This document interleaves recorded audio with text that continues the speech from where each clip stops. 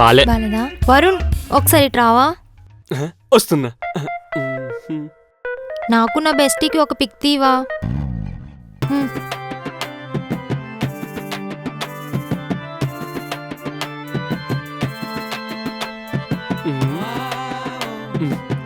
Bro ఫోన్కి virus వచ్చినట్టుంది, switch off అయిపోయింది.